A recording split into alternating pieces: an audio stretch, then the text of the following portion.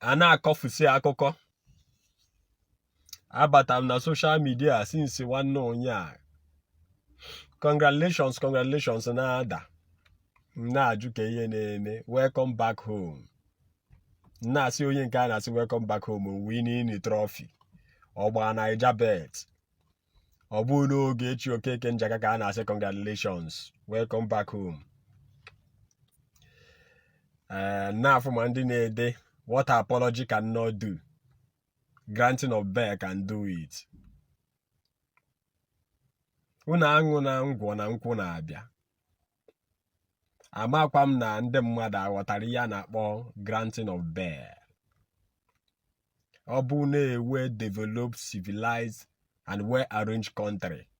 Ekwesịrị ị na-amanye enu na agrantịrị mmadụ bail. Onye agrantị bail na-abịa court. Ọ dịgo discharged and acquitted.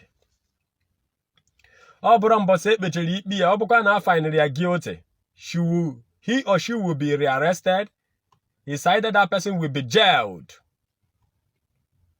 or that person will be discharged and acquitted.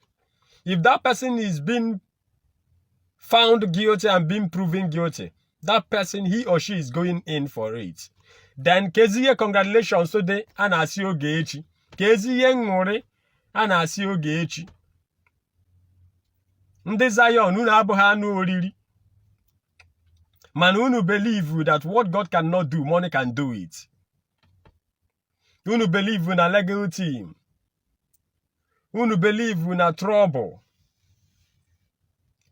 So, keta ka okwe ghọta that na all the cyberbullying niile that has been patron online, na unu be fully aware of it.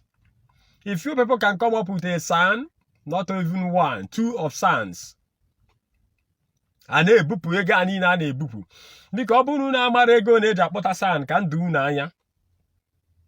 Even onye aka bụ san ọfụrụ ama less than 5 million. Any advanced san dobego 10 million na tebụl ya. Ka unu mara ụdị ego, ka unu mara ụdị bribe, ka unu mara ụdị ego ebupu na na-azụ Ogechi Okeke Njaka. Mgbe na-ajụ gịnị na-esenụ n'ụka, kedu ihe ndị ụka ji agbara onwe ha mgba, ndị kwe na ndị ekweghọ? Isi buka a na-erie, ọkwa nwata jụrụ ya ajụ mma, Ogechi jụrụ iri ọjụ mma. Onye ọ na-agbachite na-akpa afa dadi ya, nọ ya ka ọ na-agbachite n'okwerọ na ekwerọ, even if it warrants her sacrificing her life, her private part for daddy ya. With all the rots, si Ogechi na-apụta. Madam Justice, I heard from her directly that Ogechi is denying that no boho Madam Justice nke ya ka ọ na-ekwu maka ya. No boho Madam Justice nke ya ka ọ na-akparị. No boho Madam Justice nke ya ka ọ na. And that Madam Justice ọ na-abịa has never featured. Abịa bekwe. Na ọkwa ihe ndị SAN, ndị lawyers, ndị legal team Zion gwara Ogechi kwuwe. Ya sị na ọbọ Madam Justice. Ya sị na ọbọ Madam Justice ka ọ na-ekwu maka ya. And all these corruptions abụrụkwa n'aka ndị gọọmenti ka o si apụta. Ihe a sikwa n'aka the clergies, the leaders of the church, ndị isi ụka anyị, ndị si na ha bụ ndị ụkọchukwu, ndị si na ya wa bụ onye amụma ebe n'ọkwa ebe ha nọ ka ọ dị cyberbullying si apụta. Ebe ọ bụ na mmadụ ụmụ ogbenye ga na-ata afụ na-atụta ego onyinye, enwe nke a na-ewepụta n'akụkụ, ewe offering box nke a na-edobe, nke a bụ nke eji eko case, nke a bụ nke ndị legal team, nke a bụ nke trouble, nke a bụ nke eji enye ndị bloggers ego ka ha wee defend wa dadị ihe online, ka ha wee kparịwa ha ndị mmadụ, ka ha wee humiliate we ndị mmadụ, ka e wee buliwe ndị mmadụ. Mgbe na-ajụ ọkwa mmadụ wede ọgọdọ ewu na-ata gbara fere ụka ọ bụrụ ara.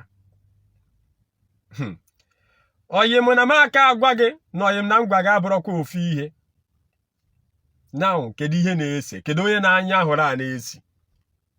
Echebu mma ụka ka anyị na-ekpe. Kịta ka mma na ụka bụ it's all about logistics. That the main being of a man that Anointing cannot remove it. The main being of a man, Christianity, cannot remove it. The main being of a man, the beast in a man, there is nothing, no prayer, amount of prayer and fasting that can remove it. Now, Ogechi na-agọzi agọ. So, eziokwu na onye Ogechi na-agbachiteru, onye Ogechi na-ekwu na ọda adịghị ya, onye Ogechi na-ekwu na ọya wa ka ọ na-stand for. So, eziokwu na ọya ziri Ogechi ọrụ a. Ezugo Global, Ije Ụwa, Chiamaka, and the rest of them. Echekwa m na unu were aka ọrụ. Echekwa m na onye ọbụla ekwesịghị ịma limit ya. Echekwa m na ọ bụ na unu ma the laws, the constitution that is guiding the law.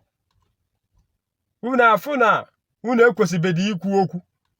Because unu kwesịrị ịma na nnukwu ọnya bụ ihe a gbara Ogechi. Ị mara condition, bee condition enyere Ogechi.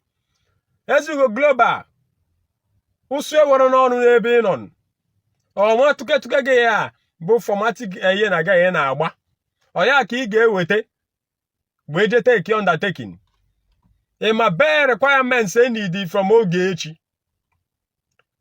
Just as I have earlier said, onye ọbụna na grant kwa Ogechi bee na-take undertaking for Ogechi should be very, very wise and apply caution. Should be very, very wise and be very, very careful.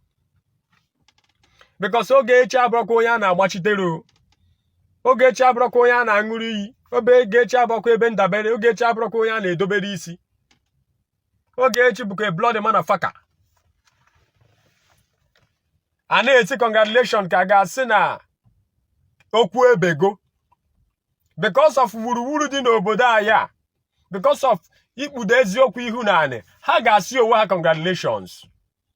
Because ha ma na ha filu n'otu Ogechi pụta ga to go ya bed, na ọ ga-afịa arụ na, like I said, na ndị Zion believe what God cannot do, money can do it. Ka ha jiziere ego sụwa ọfịa, ka ha jewezie iji ya wute ego. Amanụ m onye unu ga-bribe ghara ibi ya. Ịma na ọ bụ unu kpọrọ Ogechi caution ọya, si ya na ọ bụrụkwa unu ka ọ na-ekwuchitere ọnụ, that this thing will affect the image of Christianity. Hapụgodi nke image Zion. Ọ bụ maka unu dị ka prodigal son. Hapụ okwu unu. Unu bụ eze onye agwana m. Unu fụtara onwe unu ka Chineke. That we are not talking about Zion. We are talking about Christianity. We are talking about church in Kwatale. We are talking about Catholic Church. You people are using as a coverage to be committing all this atrocity. All in the name of Christianity. All in the name of Nuna Wachede Bukobi. All in the name of that Nuna defend the ministry. You people could have not found yourselves in this mess. Congratulations, Iruna Mbaka. Congratulations, Nde. Because of gịnị? Unu rapụrụ eziokwu wee mee gịnị? Sowe okwu asị. Unu rapụrụ eziokwu sowe okwu asị. Now, congratulations bụ na unu emegidego bribe, megide bribe. Ifu ka Ezugo Global si ekwu ya ka gasị na ọya wa granturu Ogechi bee. Ka gasị na o meet go up with a bail demand. Ka gasị na asị abịa take one undertaking. Na asị na onye worth up to 60 to 70 billion with the property worth of with ego in an account, a civil servant or a political office holder, ama na all these things niile. Ka they can see when na-ekwu bare requirement need. Ka gasị na ya wana ya na papia biye provide wu ya with ejo wana ndo otu ya na akpali onwe ha. Ifu ka o si ekwu ya ka gasị gị na ọ dịrị ha easy. Ọ bụ na Ogechi dị too stupid enough, ọ pụtakwa again ya continue. And I want to make it publicly clear that Ogechi is not going anywhere until the judgment is being finalized. She's not going to leave Nigeria. She's not going to leave Nigeria. Happy congratulations, Anase. onye na-asị congratulations passport ya ka dị with Interpol, onye ka na-asị congratulations documents ya dị with Interpol, onye na-asị congratulations cannot go back to United States of America. Be it what, that case cannot be manoeuvred. Even and then they quarrel about the physical one. What about the spiritual one? Just like the Bible says, if the Son of Man sets you free, you are free indeed. Ogechi Okeke free. I grant Oge bail. In a trouble, get with a meet up with the bail requirements. Because I chog afro go yaka get Ofuma, Abunu na smart enough. Obura Zion. More Bude Buko big agage we sign ya. More Governor Hope who's on them major dabayerun.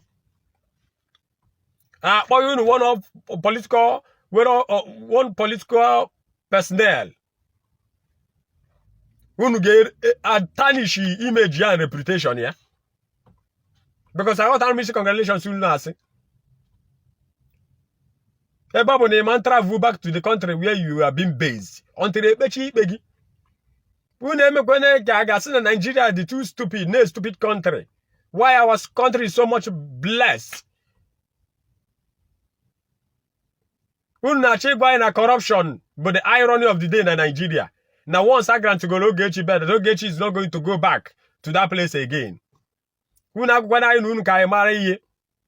We not going to idea in Nigeria. We need to idea party and the judges side. We need to idea party judiciary ayo. Because Barabara Feroko Brara, you no make go, you no commit God go too much. Oh no, for Bodaya. Keji Christianity na cover up. We na agwai. Nande doctors ne dinu wine on a labor. Oh no, for Bodaya, Keji Christianity na agwai and sister na your brother no we. No for boda ka na akpari ndị reverend father. No for boda ka na akpari onye ụkọchukwu. Maka ihi mmadụ. Onye ahụ eji maka akpari ndị ụkọchukwu. Ajụ ikwu okwu. Biko nu. Ezi ego ụdị ọrụ asị na ede arụ. Masanu kpere ikpe a. Masanu na defend a na-ebi ego na analụ. Ma George eyele ego n'alụ. If you people are not careful enough. You people are talking about the physical one. What about the spiritual one? If Ogechi is free physically, if she's being granted bail physically, what about the spiritual one? I believe and I know that people that matters Ogechi insulted has not stand up for this matter. Because once they stand up, if they stand up, Ogechi will not see the light of the day again. Somebody like Reverend Father Ejike Mbaka has never uttered a word, has never called for this case. Even when sons and judges are coming for this matter, for them to handle it, they should not be given penny. He never put any consent. He never showed any consent. Somebody like Baby Yoko, Seaman Globals, and Anine, Obun understand they are out. Who is Ebuka Obi? Tedi contact Ebuka Obi ne to onu no we tata. Father Mbaka to phone boss no we interest na case a. Nke Ogechi agwugon. Baby Yoko boss no we interest na case a. Ogechi anarigon. So congratulations unu na see were isi. Meet going up with the bail demand. Then ekwezi okwu na court Ogechi na-aga. Ka mmanụ na-aga make the bribe. Make the mere justice chimuni yo kpugidunu. Ewe ebe ọ ga-agba kpuru unu ndị Zion. Ebuka Obi ndị Zion unu adịzie so much involved. Unu abịa kwuo kedu ihe unu ja defend onye a. Kedu ihe onye a bụ to you people. Ọ nwunye Ebuka Obi ka mama Ebuka Obi ka nwanne Ebuka Obi. Since Ejiwe na-ekwu okwu Ogechi Njaka, I've never seen ebe esi na Ogechi nọ na ime Zion na ọ bịara ekpere na Zion. Ọkwụ na ha afụ. Maka ihe nje ekwu ya bụ unu adịkwana confused, unu adịkwana convinced. Mmadụ emislead kwuru mmadụ abịakwana ghọrị unu na ha emerigo case. And the more ha na-eme mkpọtụ, more ka iwe na-ewe Mariam Justice, more ka iwe na-ewe ndị de petition. In the petition dị n'isi Ogechi isi na enu ya da gbaji aka. So let nobody deceive you. Unu fu Ogechi physical unu afu na otara aru. Or wash it down, or bada. Eh? So we are still on the matter of Ogechi Okeke Njaka. Eh? If not God, who else? But what I want to say is this. You are talking about the physical. What about the spiritual? Are you people sure of the spiritual? Because the spiritual connects with the physical. The spiritual, when the spiritual is not connected to the physical, and the physical is struggling. Let me tell you, when the spiritual arises, I got strike the physical, and they will not see the light of the day.